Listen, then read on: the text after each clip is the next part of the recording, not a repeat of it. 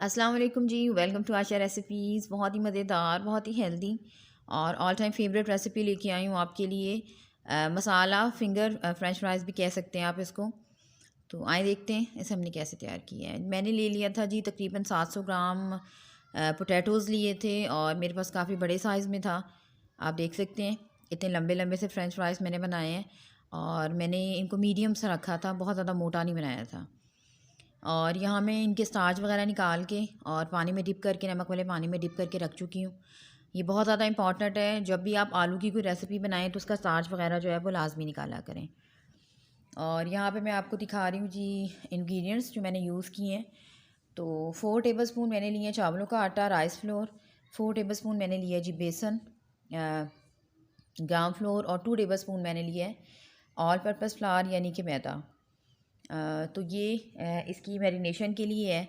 और बाकी स्पाइसेस में मैंने लिए जी half teaspoon red chilli powder, half teaspoon red chilli flakes, half teaspoon black pepper, half teaspoon मैंने इसमें लिया था ज़ीरा पाउडर और नमक मैंने लिया था 1 टीस्पून। तो ये इसके स्पाइसेस थे। और अब मैंने निकाल दिए, पानी में से निकाल दिए फ्राइज़ को। बहुत ज़्यादा मैंने इनको सुखाया नहीं है, मतलब जिस तरह हम फ्राइज़ बनाने के लिए कई दफ़ा कपड़े के साथ उसको सुखाते।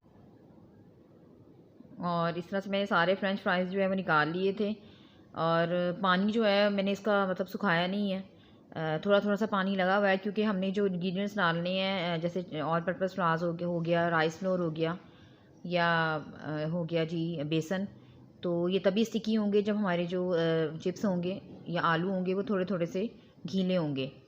और अगर आपको ड्राई ड्राई लग रहे हैं तो आप हल्के हल्के से बिल्कुल छींटा सा लगा कर उसको स्टिकी कर सकते हैं।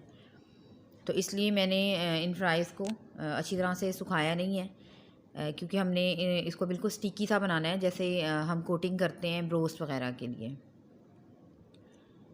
ज़िंगर वगैरह के लिए। तो बस इस तरह से मैं इसको टैप कर रही थी ताकि अच्छी तरह से तमाम मसाले जो हैं वो इक्वली शामिल हो जाएं और खूब स्टिकी से बन जाएं हमारे फ्राइज़।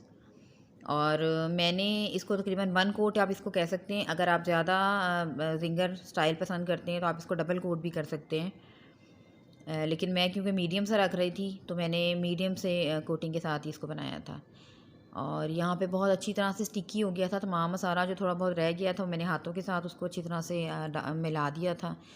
और तकरीबन 15 से 20 मिनट मैंने रखा था जी फ़्रेंच फ्राइज़ को फ्रिज में, ताकि जो हमने इसमें तमाम चीज़ें डाली हैं, जो मसाला वगैरह शामिल किए हैं और जो फ्लोर वगैरह शामिल किए हैं वो तमाम अच्छी तरह से सेट हो जाएँ।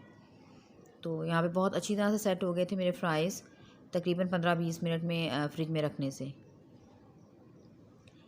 तो बस अब मैं इनको फ्राई करने लगी थी। आप देख सकते हैं बिल्कुल स्टिकी सा हो गया तमाम मसाला। और ऑयल में रख चुकी हूँ, फुल गर्म हो चुका है ऑयल हमारा। समझ लें बॉइलिंग जैसे होता है ऑयल, इस तरह से आपने इसको रखना है, यानी कि 100 टेम्परेचर से ज़्यादा होना चाहिए। और अब मैंने इतने डाले हैं फ्राइज़ की जितनी गुंजाइश है, और ख़ूब खिले खिले से फ्राइज़ बने, आपस में स्टिकी ना हो।